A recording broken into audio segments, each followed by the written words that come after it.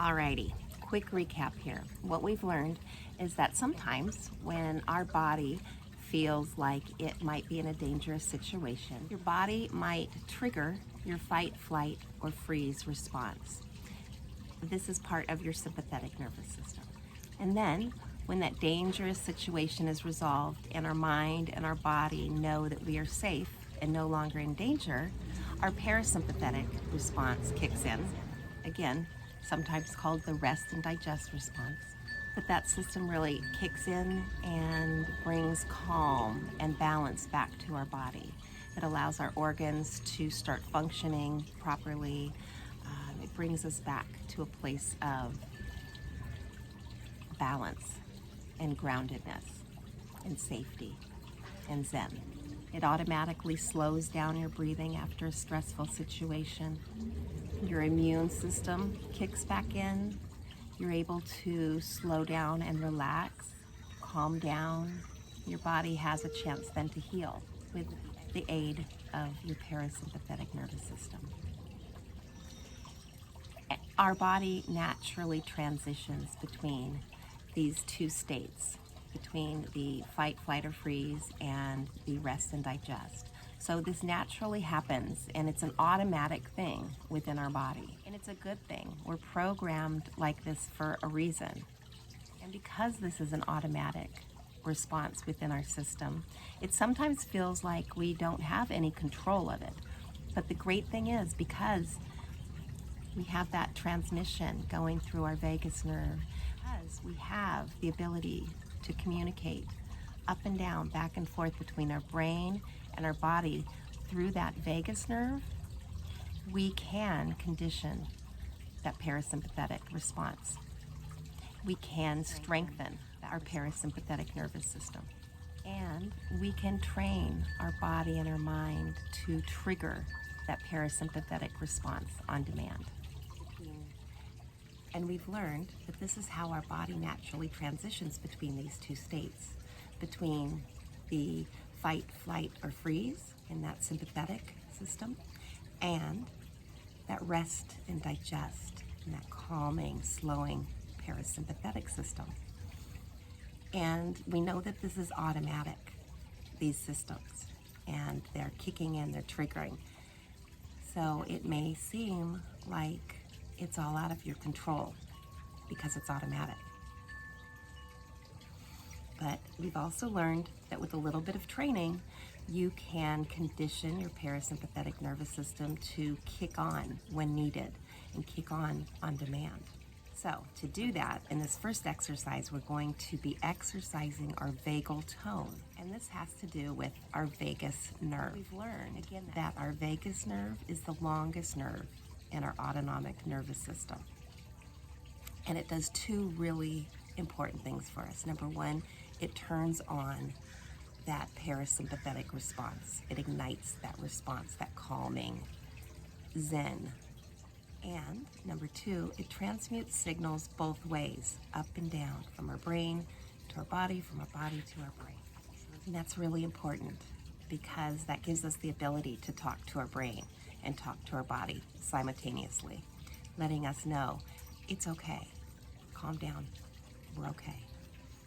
So our vagus nerve helps us to figure out whether or not we should be on high alert, whether or not we should be panicked, or whether or not we should be calm.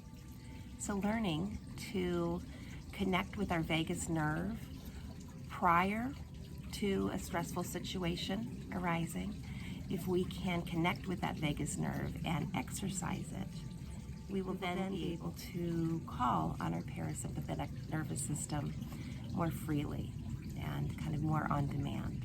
And it will help us with our overall balance. So I'd like to share a very easy exercise with you.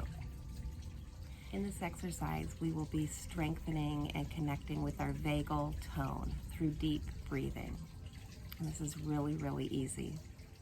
And vagal tone is a really good measure for us to look at how well our parasympathetic nervous system is running and how able it is to calm you down. And remember, strengthening our vagus nerve is really the same as strengthening the muscle in your arm. With repeated exercise and practice, it gets stronger and stronger. So let's check in with your vagus nerve, and let's check in to see how strong it might be at this time. In this simple exercise, I'm going to show you how to tap into and feel vagal tone. And we'll be doing this via deep breathing and connecting with our pulse. Find your pulse, in your neck or your wrist, and close your eyes. And we're going to focus on our breathing. Deep breath in and out.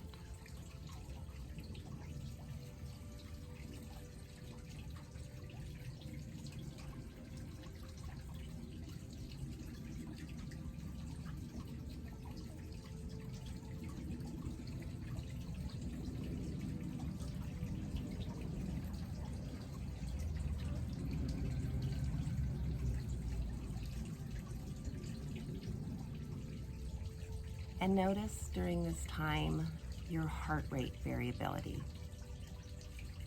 As you breathe in and as you breathe out.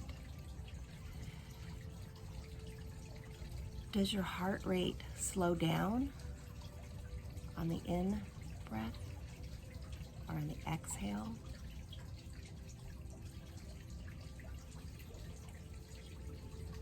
See how your body feels. Do you feel the slowing happening when you inhale or exhale? Keep this slow, deep breathing going for a while, connecting to your vagal nerve by being aware of your heart rate.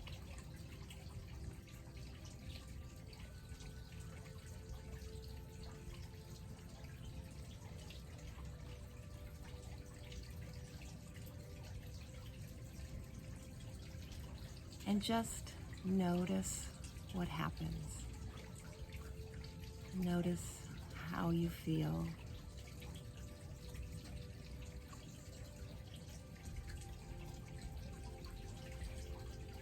Notice your body slowing.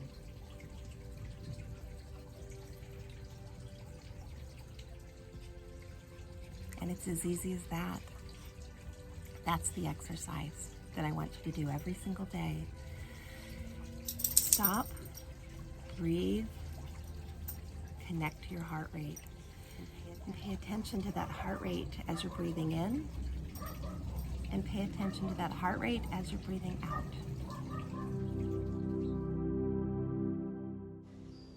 Let's try this again. Find your pulse, your heart rate, and then really tune into your breath. Deep, slow breath in, and exhale slowly and deeply. And again, inhale and exhale. Find your own pace, find your own rhythm, and connect to that heart rate.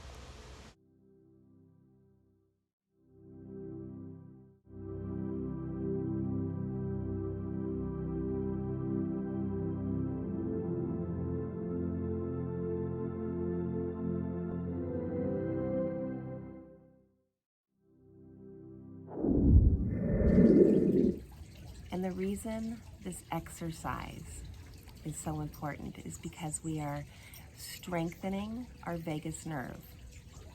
We are connecting with our vagal tones. In turn, that strengthens our vagus nerve. So a good indication that you have a strong vagal tone is if your heart rate slows with your exhale.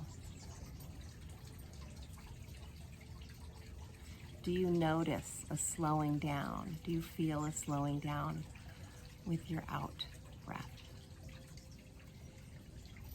And a high vagal tone is associated with better health. It leads to better blood sugar regulation. It improves heart health. It improves digestion. It reduces migraines. Overall, it supports better health. But most importantly, it improves emotional resilience and stability.